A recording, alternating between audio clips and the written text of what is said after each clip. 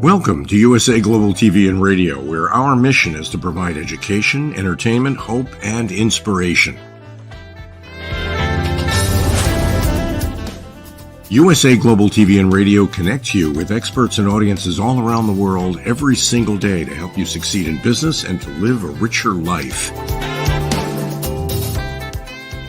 Visit us at usaglobaltv.com to learn about career and life-changing training and mentoring programs like the Listening Mentor. Subscribe to our newsletter to stay informed about our special programs and offers.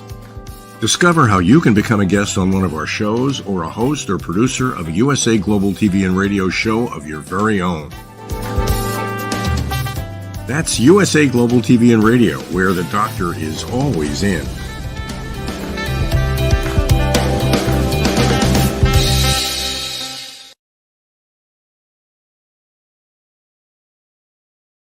Hello, everyone. Welcome home to USA Global TV and Radio, where we provide world-class education, entertainment, hope, and inspiration. I am Dr. Jacalyn Kerbeck, and our show today is The Corner Bookstore, where we recognize authors, publishers from all around the world. Today, we are thrilled to be welcoming someone for the first time. And before we bring her out, let's welcome the star of our show. It's Dianne Floyd BOEHM. Let's find out what she's up to. Dianne, come on out. Hello. Hi, it's great to see you, Dr. Jacalyn. It's going to be a great show. It's great to see you as well, Dianne. I know you've had a number of key successes, of course, as always, and you also have some more wonderful content that you've put out into the world and that you're putting out. Tell us more. Sure, I'll be happy to. So Boomer, I woke up just yesterday to 2 great new reviews for Boomer, The Curious Bunny, and it always just pleases my heart when reviewers, because these particular reviewers are not meant to like give everybody 5 stars. They're very critical, and so in both counts, I received 5 stars. So I'm very honored. Way to go, Dianne. Do you have your book there? I do want to see it. Here it is. Yes, let's see Boomer. And Boomer's going to be I have 4 new stories that'll come out eventually. So Boomer is a very curious bunny. And then there's pre-order now on Amazon for Ruby Takes Chicago, a young adult historical fiction. That'll be released on November the 15th. So I'm excited because Dr. Jacalyn, you know, there were so many readers that asked the publishers what happened to Ruby, and I couldn't believe it. And she said, I told you they would be asking. So the second book is now ready for people to find out what happened next with Ruby. Well, congratulations, Dianne. Let us see the Boomer book. We didn't actually see it. Okay, sorry. Sometimes the green screen, right? We can't see you or the book now. Oh, well, next time. Thank you. Okay, there we saw part of it. Okay, fantastic. You know, Dianne, we have a dear friend who does the United Kingdom News and Culture, another one of your TV shows that you have here. His name is Simon McDonald, and he's referred our guest for today to this program. And we're really happy that Catherine Grant is with us today. She's accomplished quite a bit. She's a poet, a writer, an anthropologist. She's got 7 books, which we'll take a look at how people can purchase them. And she's very passionate about the oceans, space, and our part in all of it. And she studies medieval European history. Welcome to the program, Catherine. Hello. Thank you. Hi, thank you very much. Hello. It's lovely to be here. It's a pleasure to have you here. Where are you joining us from today, Catherine? York, in England. In England, okay. Yeah. We love our friends in England and the UK, don't we, Dianne? Absolutely. And we especially love your accent also, Catherine. So. Oh, thank you. So we were chatting briefly backstage that you were following the path of an anthropologist, and then sometime during that process, you became a full-time poet/writer. Tell us about that. I've been a poet ever since I was a small child, but once I finished studying and started working, I thought I want to take this up full time. And the other thing is, at that time, I was having a few dreams when I was asleep, that said, go on, be a writer, be a poet full time. That's what you're here for. So I did. And it took me across Europe and beyond, of course, studying in different parts of other cultures to find out what was really happening. Now, I'm not really sure that I did find out too much about it, but it was great fun to do. And I discovered a lot more about myself. I hope this is making sense, but absolutely, it's the way it is. Yeah. Yeah. Thank you. And what did you discover about yourself? Was it like your family history? I found out bits and pieces about my family history, and the rest of it was just history, the way the route people had taken, the way history seems to have molded just about everyone now. And I liked that because it made me feel I was part of something a bit bigger. And I'm sure a lot of people feel the same way about that. They want to think they belong to something that is a lot greater than what they perceive themselves to actually be. But that's what I have been doing. And I've written... Catherine, oh, I'm sorry, go ahead. No, I was just about to say I've written 9 books, but only 7 or 8 of them are published. There's another one that's going to come out later in the year, Game of Scattered Clues, which explains everything I've written, the reason for it, and also for the dreams that I'd had, which told me this was the route to take. If that sounds, I don't know. Yeah. No, congratulations on that. That's exciting. So we have a number of people who come to this show and one of Diane's other shows, Books, Blogs, and Poetry, and they're not writing on a full-time basis. They'd love to. They'd love to be full-time. So how and when did you make that switch to doing this full-time? Probably about 2 years after I came out of university, and I was writing and doing some work, anthropology, of course, different cultures and things. And somebody said, why don't you write full time? Because a lot of the answers you seek are in the poetry that you write. So I decided to do that. And it's been great. Not always very lucrative, but great. I learned, yes, I learned a lot. Some other people learned a lot. Yeah. Yes, it was a way to go for me, I felt. It's funny, Diane and I were both laughing when you said lucrative, because I think as authors, we're always like, oh, where's the money? Where's the money? That's it. But as I was told myself, it's not always about the money. It doesn't have to be about the money. Writing is much more than that. It's about people. It's about experiences, all sorts of things, but very rarely money. We have to pay our bills. But I love what you said. It is about people, and you really love people because you're studying the history of people. I do love people. I think people are terrific. I know that many people are saying there is so much wrong in the world just now, and I agree totally. But there's a lot of good in the world too. And if good just has a chance to break through all the time instead of it being, maybe 20% of the time. But yes, I love people. I love the world. It's a beautiful planet, despite our efforts to try and, I don't know, pollute it more and more. But I love it, and I love the people. I agree. Yes, I agree also. And you're passionate about ocean, space, and our part in all of it. Can you talk a little bit more about that? Okay, oceans. I'm very, very interested in the oceans. I can see what's going on in the oceans just now. I've read a lot and heard a lot and taken part in a lot of experiments that were going on in the ocean. And they say there's all sorts of chemicals and things that have been dumped there that we don't really know an awful lot about. We hear about it, but we don't know a lot about it. We don't know what it's doing to the seals and the fish and the mammals, the whales and sharks, everything in the ocean. It all has a right to be there, as much right to be there as we have to be in the land. It's a wonderful, wonderful environment, and it's a more difficult environment than space, I think. We go out into space, we take photographs of different planets and stars and all sorts of things, but we've never actually been to the foot of the ocean, to the deepest part. We don't even know what's there. There's lots of sea life that we know nothing about, and that's not fair. It's not fair on the seas, the life that lives within it, and it's not fair on us either.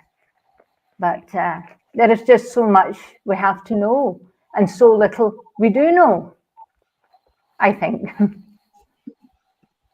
You know, you can have your own show on that, because I am so passionate in reminding people about we have importing and exporting of all these ships going around the world, and they're always dumping. And so I like, you need to have that show, Dr. Jackson. Yeah, you know, and just a quick little plug, as Diane's here, but Diane's featured in our children's book, The Ocean Calls and Lady L Listens, and it's all about pollution and saving one of the beautiful creatures that gets stuck in a fisherman's net.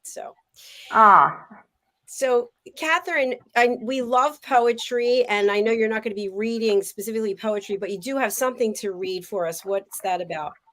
It's the end. It's the end of one of the stories, which is really the start of the poetry. But a paragraph I have of the story, it's not a long paragraph, and it goes straight into the poetry from the end of that. So if I could read you the last paragraph of the story, and but there's a whole book of poetry that follows it. Please do. Okay, thank you. Put my glasses on. Right. I started here. So long as truth in word could be read, there would always be hope. Surely life, she surmised, could not remain within an existence where humans are fugitives from themselves. After all, there was no distance too distant, and nothing eternal that had not been mortal. Her training had taught her that. Perhaps wherever life existed, in any galaxy, that was enough to be used as a starting point, which could spark the thought from which any change would be possible. Wow. Oh, thank you.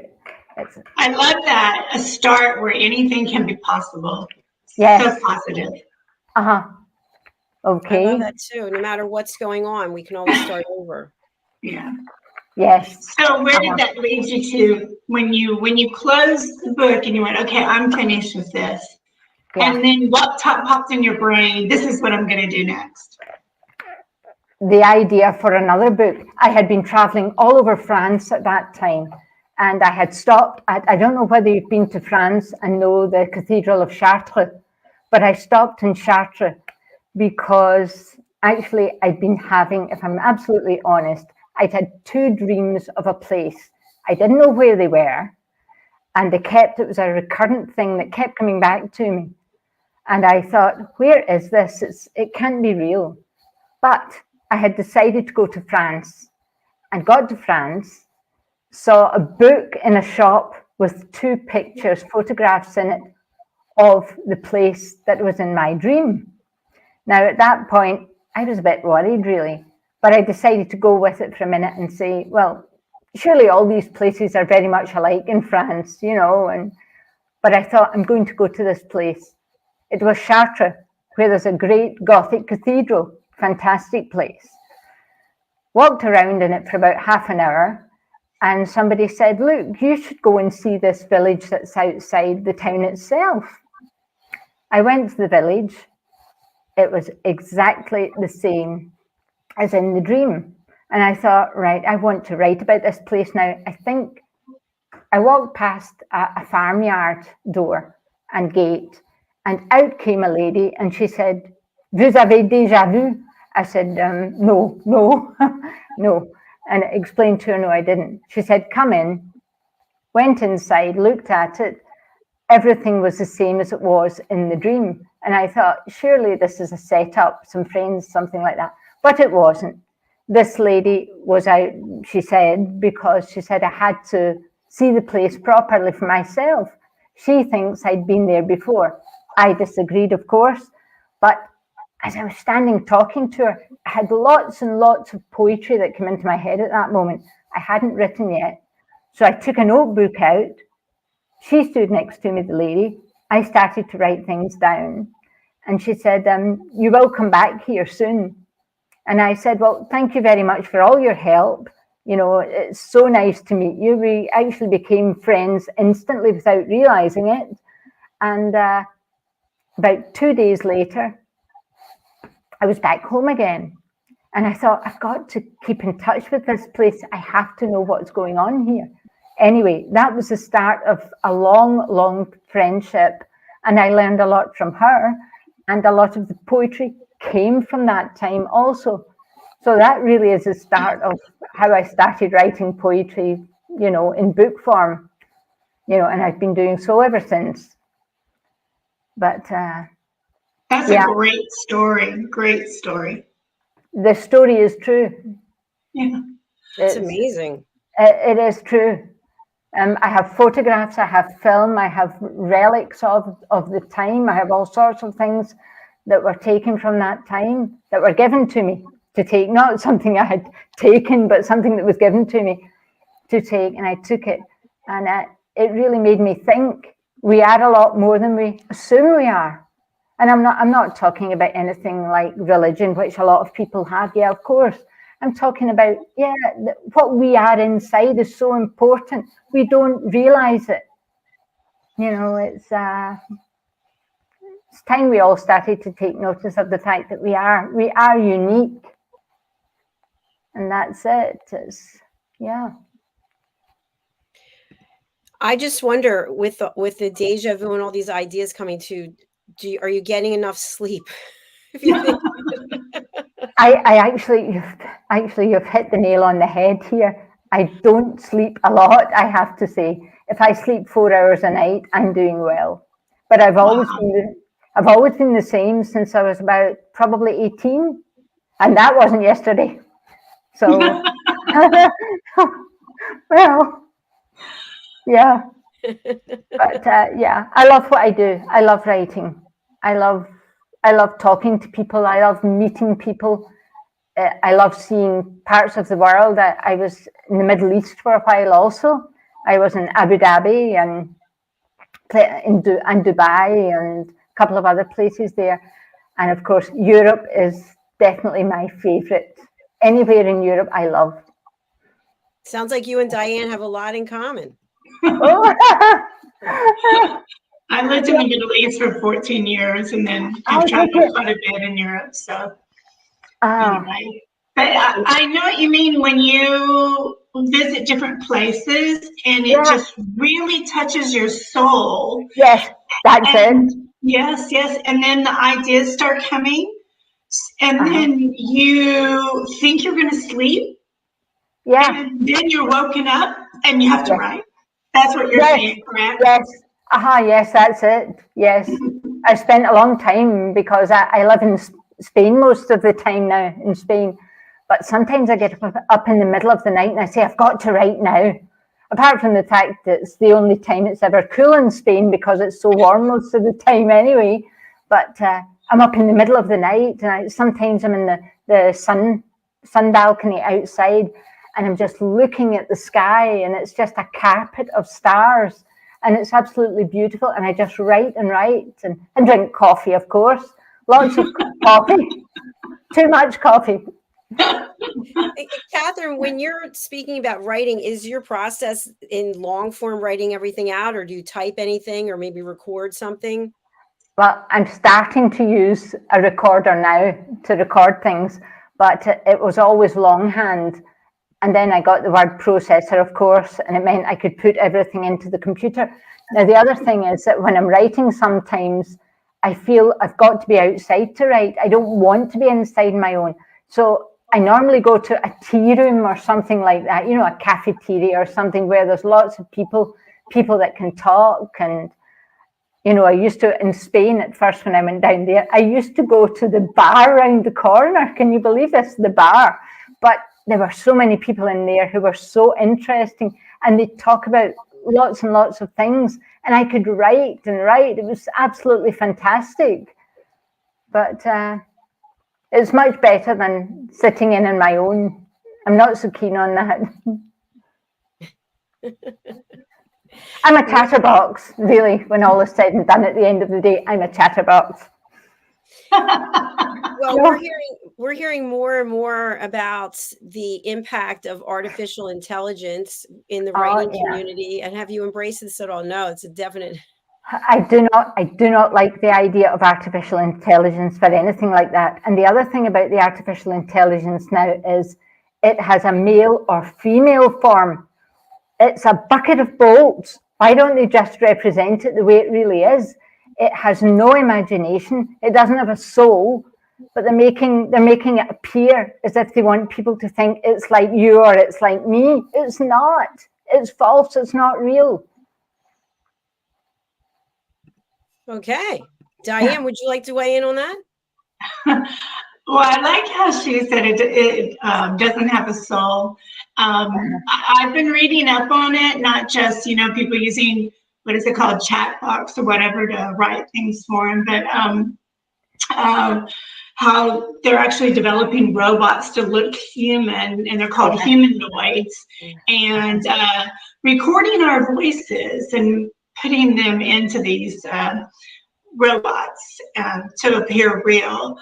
And it's very scary. There's actually a word for it. I'll have to look it up. But yeah, I'm very scared about it all.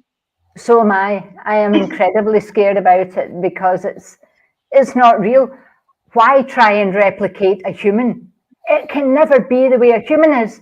We have a soul, we have intuition, we have brain, we have humor, we have everything. Okay, the artificial intelligence can be programmed to be humorous if it wants, but it's not real. We have everything going for us. Why are they trying to replicate it? We are the top of the pile. We are real. We are souls. We have energy. Of course we have energy. But it seems a bit, I don't know, superfluous to me to try and replicate something that already exists in a terrific form, perfect the way it is. With all the little imperfections, we are still perfect. We are unique. Sounds like another show, Dr. Jacqueline. Yes, it does. You know what I've been finding lately, and it's a frustration, is many businesses that I need to contact on a regular basis to run this platform are using robots. They're using artificial intelligence, and you can never actually get to someone unless you go through all these processes. So the cable company, who will not mention their name, they make it very difficult to speak to anyone, and they actually have to text you a link that you have to try doing something. And then if that doesn't work out, then they'll put you in a queue, and then you still get sent to what seems to be a robot. And this is happening more and more. So the one thing I think that business owners have to consider is, obviously, they're saving a fortune instead of paying humans to be doing the job. But how many clients or customers are they losing because you can't ever speak to anyone? Or they make it as difficult as possible to speak to someone, or you might be on hold for 30, 40, 50 minutes. Yeah, I know. It's very frustrating. But the other thing I find really frustrating is when you try and do something and you have to prove, it says, tick, I am not a robot. Why do I have to tick that I'm not a robot? It seems so silly. Yeah. That's a very good point. Yeah, we in fact, I just had to do that today for something, and I'm probably interacting with a robot. Oh God. Yeah. So when you think about all these things, and you think about then the history that you've studied in medieval history, is there any particular history that you fell in love with that you think we should adopt some of those ideas in today's world? Probably not. Really? Terrific. Some of the times obviously were terrific times, but rather a lot of it was very gory and very bloody, and wars and all sorts of things, pandemics, the whole thing. They've done it all before. I feel this just now is a rerun of something that was started a long time ago. I could be wrong, of course, but it doesn't look good. That's a really good point, because I think in the medieval times, they were trying to structure the world and have more control and, you know, kind of solidify the different groups, right? And we will be a country, right? And then today we have people talking about the reboot of the world. So I think you're right. We're in the middle of something big. I think so too. I really do. Absolutely. Yeah. Catherine, I want to make sure that we get to focus on your writings, your work, your publications. You have an author page on Amazon. Let's take a look at that. And here we are. So it's your name, Catherine Grant. Yes. And you want to tell us a little bit about some of the work that you have available for people to purchase? I have 7 books available for people to purchase. They are a mixture of poetry and short stories and a sort of flash fiction and poetry together. And most of it was written during my time traveling across Europe and seeing and experiencing so many different things. And the books are a result of all this, of course. So tell us a little bit about Game of Scattered Dreams. Game of Scattered Dreams starts, oh gosh, would take about, it's a short story and the rest is poetry. Okay, Game of Scattered Dreams is, I think it's mainly poetry in that one, with just a few short stories, because the one that I need to follow it up with, that is waiting to be published just now, Game of Scattered Clues, is all going to be mainly story with just a couple of poems in it. So is that a sequel to Game of Scattered Dreams? Well, Game of Scattered Dreams, yes, it is. Okay. It's a story of what actually happened when I started traveling across Europe, the different things that happened to me, and things I had to deal with as a result of the traveling. And fantastic. Yeah, and what the people I met. Sorry. No. What about Rhyme, Reason, and Rhythm, Volume 3, Rhythm? That's mainly poetry, as the name would suggest anyway, because it's rhythm, rhyme, reason, rhythm. Yeah, it's mainly the latter part of something I wanted to put into print, and it's, yeah, mainly poetry, that one. Okay, thank you. Yeah. So here people can go right to your author page. They can read a sample. They can purchase Kindle or paperback. The same thing with Rhyme, Reason, and Rhythm. Yes, and they then, can. of course, you've got Volume 2 and Volume 1. I've got 1, 2, and 3. There are 3 of them. Okay. Yeah. How about Sunsets and Thunderstorms? That's mainly poetry too, and of course prose story as well. So, but it's all centered around the one area. It starts in the Republic of Ireland, and it goes from there to France, and then ends up in Spain. It's the story of probably 20 years. And is that cover photo a picture that you've taken, or? No, I hadn't taken that photograph at all. I don't think that wasn't one. Yeah, okay. It is, isn't it? All right, so people have the opportunity to go over here to Amazon, to Catherine Grant, file you here, and also purchase your books. Anything else you want people to know about Amazon and your author page? I don't know if there is an awful lot more on the author page just now. I would have to go back into it again and look now. But the books, Amazon, I don't know. I had dealt with Amazon, and yeah, they can get the book through Amazon if they want, because that's probably the only place it's for sale just now would be Amazon. But yeah. Fantastic. And you said you have something else coming out, another sequel that's coming out this year. Tell us a little bit more about that. Ah, yes. It has taken the whole idea of what happened when I went to France and transported it into Spain, which was another part of the story, really.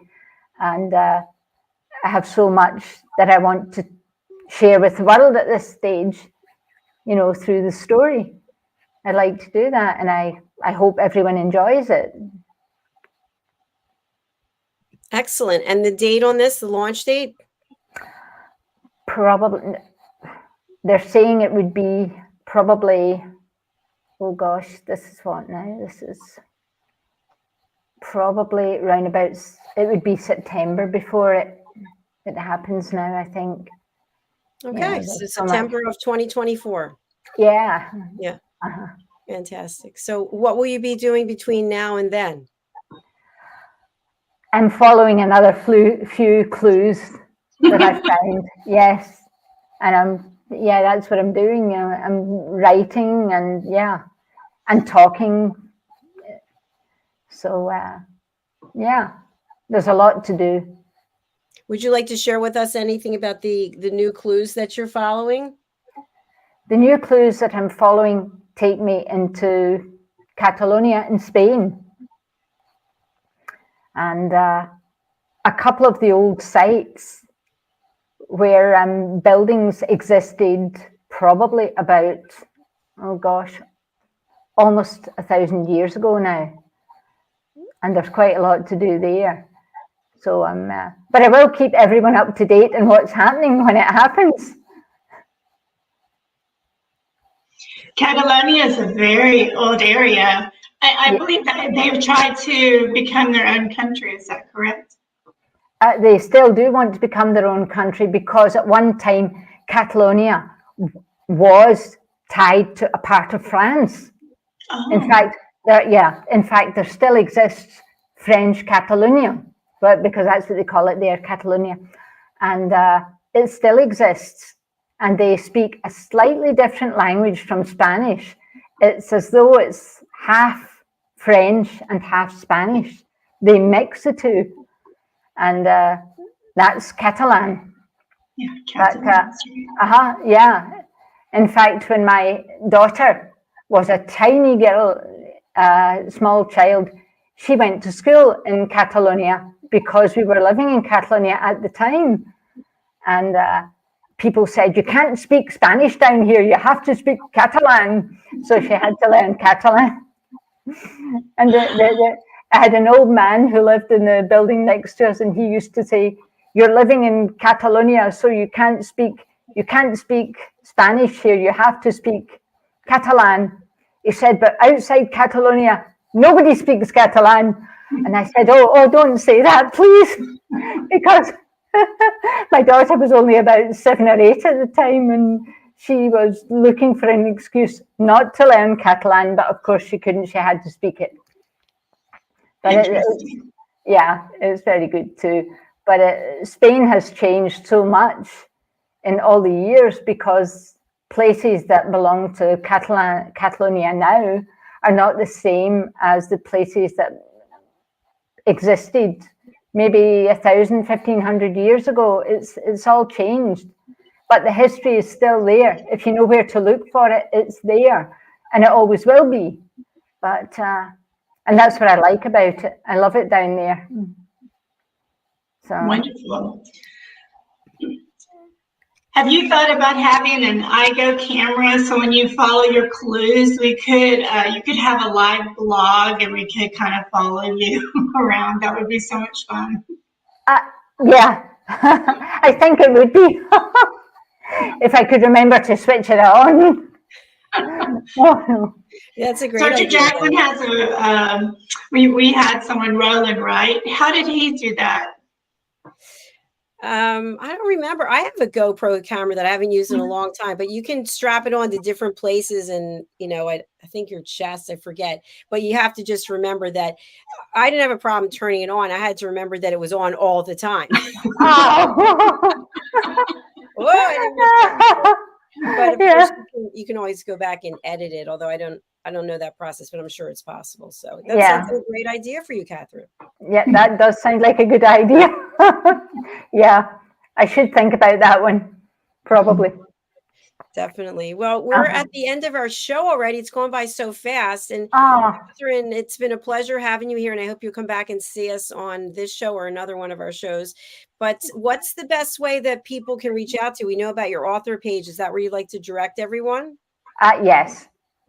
Yes, probably the author page would be a good way of doing it. Or can we follow you somewhere on social media? Oh gosh, yes, I'm on Facebook anyway. So yeah, and Facebook would be good too. Is Facebook your name? No. Oh, okay. Do you want to tell us what it is so we can follow you? The best way of following me is, oh gosh, I'm waiting for so many different things to happen just now that I'm just waiting for. So.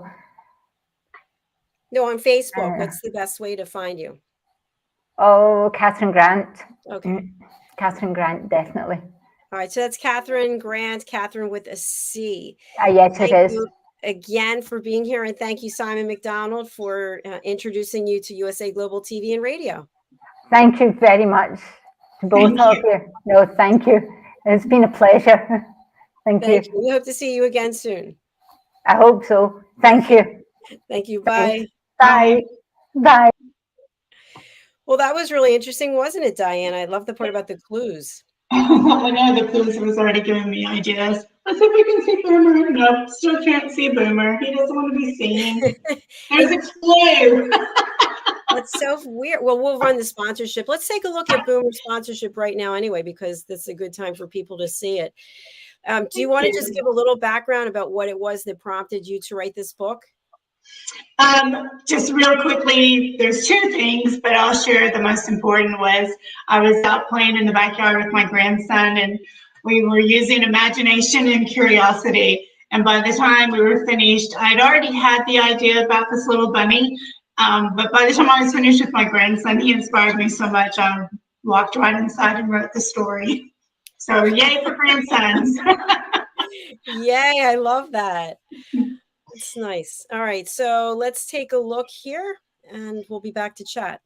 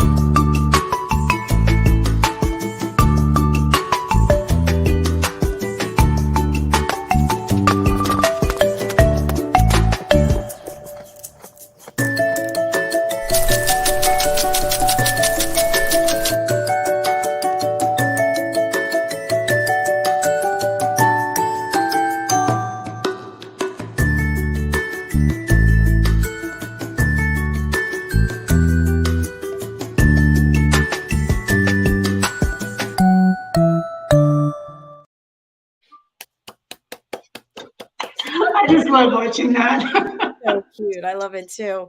Diane, I was just wondering, do you have favorites of your books, or do any of them go out of favor, or how do you feel about everything you've created? Thank you. That's a question I get asked all the time. And I don't have a favorite because each one has such a special message that resonates with me and with others that I just love them all. I feel so blessed, you know, that they're being published and the words are out there. Well, good for you. It's very exciting. You know, one thing I was thinking, I was looking at creating another video ad for one of my books, because just like you, we write things and then we put something into a sponsorship, and then as time goes on, if it's not just like Boomer is one, but if you put multiple together and then there's more, it's like, oh no, I have to redo all this because now I have other books. But it's fun though, isn't it? It is fun, and you write some amazing books that I hope end up in every single classroom around the world because it's an important topic listening. So appreciate it. You're welcome. It's the truth. So what can I say? But today was really interesting. I hope she comes back and really delves deeper into her stories and her Middle Eastern history that she studied so that we could have a deeper understanding of which book we might fall in love with. Absolutely. She said she's published, I think we saw 7 books, and she's got another 1 or 2 coming out. So each one of them could be several shows. That's true. It would be fun to have her come back and read. Yes. It would be fun to have her come back and read her poems. Yeah, it would on the poetry show, maybe. But I would love to do a show with you, Dr. Jacalyn, on one of our shows, just about all your different books, by the way. So be ready to get on the other side of the table. Thank you. Today I made a purchase. I actually bought one of those square devices that you can use to take payments. So that was like a big because I'm going to this conference next week and I'm doing book signing. So that's going to be exciting. You know, I bought one of those squares and then I got my tax ID and all this stuff. And then I was like, because to go, like you said, to conferences and so forth. And I went, oh my gosh, I'm going to have to do paperwork for the government. No, thank you. What do you do then? You send everyone to Amazon? Yes. Yeah. Yeah, that's but then do they while they're there, do you watch it? They're actually making the purchase? No, I'm just doing the trusting. So I know that sounds terrible, and my friends are like, you're losing money, but I'm like, if it's meant to be, it's meant to be. Right. Yeah. Well, that's a good point. That's good. Same. Something good to think about. Yeah. I was reaching out. But good for you. Let me know how you go. I will. I'll let you know. Well, thank you for being here, Diane. And we'll look forward to seeing you next week. And as we close out, any final message that you want to give to the audience and also include how people can reach you? Sure, I'd be happy to. Audience, in today's world, just remember we can't control the world, but we can control our own happiness. And so find joy, peace, love, kindness, gratitude, and self-control in your life so that you can always be smiling and keep love in your heart. And you can find me at DianneFloydBoehm.com. All right. Thank you very much, Dianne Floyd Boehm. It was lovely seeing you again today. And we're coming back with our next show, which is The Wise One, starring Red O'Loughlin. And after that is Talking Heads with Red O'Loughlin. And we just had Food and Our Emotions with Red O'Loughlin. It's a Red O'Loughlin kind of day. Yes. What a great way to have a day. I know. I agree. It's always fun and interesting. So we're going to close out with another testimonial from Diane, and then we'll be back with our next show. Take good care, everyone. Bye. Bye. Hello, I'm children's author Dianne Floyd Boehm, and I am co-host for several of the USA Global TV and radio shows. I joined because of the purpose of the USA Global TV and radio. They provide content for the viewers and listeners, an opportunity for people around the world to have their own show or even be a guest on an existing show. We truly believe in helping others get their positive message out to the world. We also have the opportunity for the listeners. You can watch on several platforms, and on YouTube, you can ask questions and even give a comment. We absolutely love it. I love being part of the USA Global TV and radio because I love positive messages, and who doesn't? And we need more of that in the world. We are a family, and we hope you will join us and become part of the family too.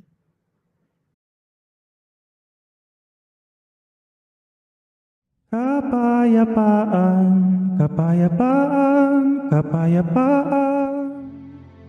Dianne Floyd Boehm's A Song of Peace tells the story of a young lad named Tommy whose fervent wish for peace on earth touches the hearts of his friends and family, spreads to his community, and eventually unites the whole world around making his dream of peace a reality for everyone.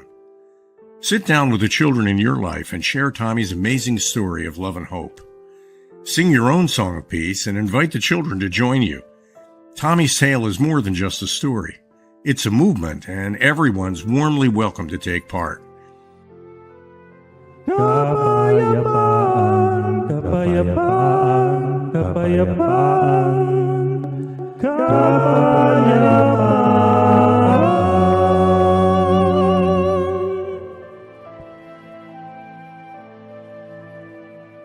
You'll find a song of peace along with many other wonderful learning and enriching opportunities for children of all ages at DIANN'SFLOYD.com.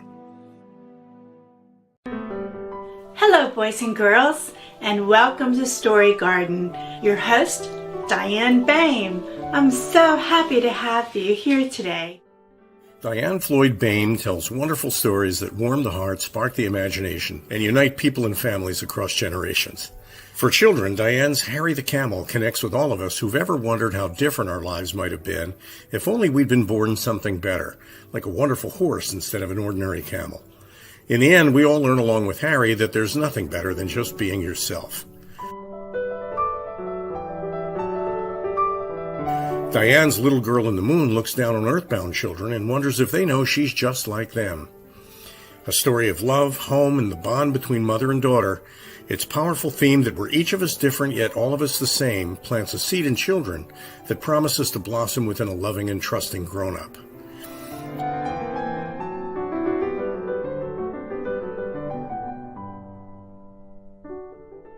Diane's new biography, Rise, recounts the experiences of her grandmother, Ruby, to reveal the hidden strength of the human spirit.